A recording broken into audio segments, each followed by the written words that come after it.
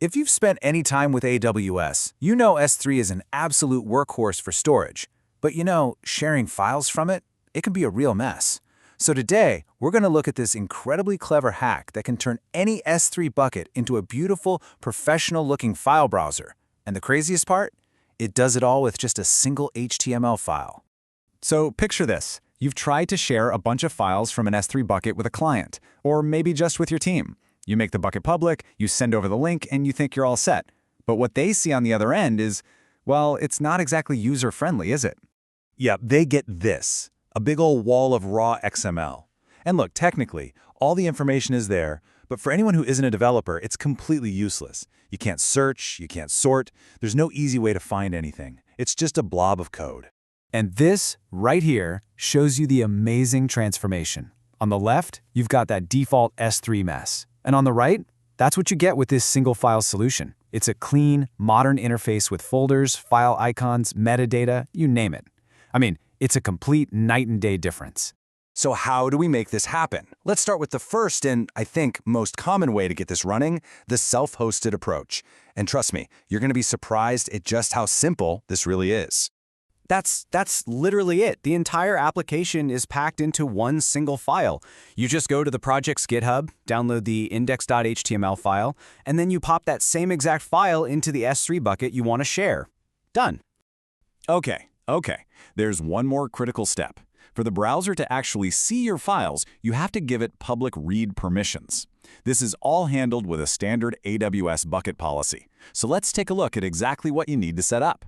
Now, what's really important to see here is that you need two specific permissions. First, you need S3 list bucket. That's what lets the browser actually see the list of all the files in your bucket, that raw XML we saw earlier.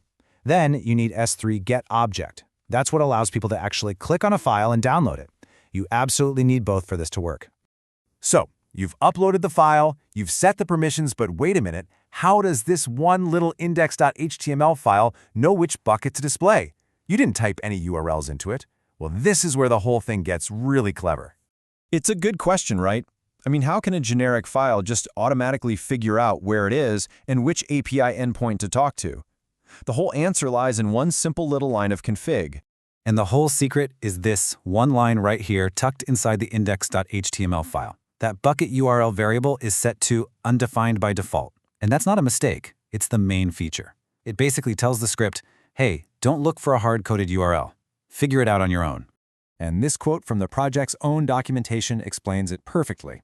The script is smart. It just looks at the URL you're using to view the file in your browser, and from that, it figures out the correct S3 REST API endpoint all by itself. It's basically zero configuration. It just works. Now, what if you want to get this running in like 10 seconds? Or what if you don't even have permission to upload files to the bucket you want to view? Well, there's an even faster way that doesn't involve uploading anything at all. So the creator of this amazing tool hosts a public version of that same index.html file. You can actually use their version and just tell it which S3 bucket you want it to display by passing the bucket's URL as a parameter right there in the address bar. And this is exactly what that looks like. You just take the developer's hosted URL, and then you tack on .bucket equals, and then you paste in the full REST API URL of your S3 bucket. Now, your bucket still needs those public permissions we talked about, but you don't have to upload a single thing to it. So here's the trade-off you've got to think about. If you self-host it, everything lives inside your own AWS account, which gives you total control. The hosted method, on the other hand, is way faster for a quick setup, but you are relying on an external server. Both methods are great, they just solve for slightly different needs. So let's just do a quick recap of the magic here. It all comes down to one file that turns that ugly XML into a beautiful UI. For total control, you host it yourself, and the real key is that bucket URL undefined setting for automatic detection.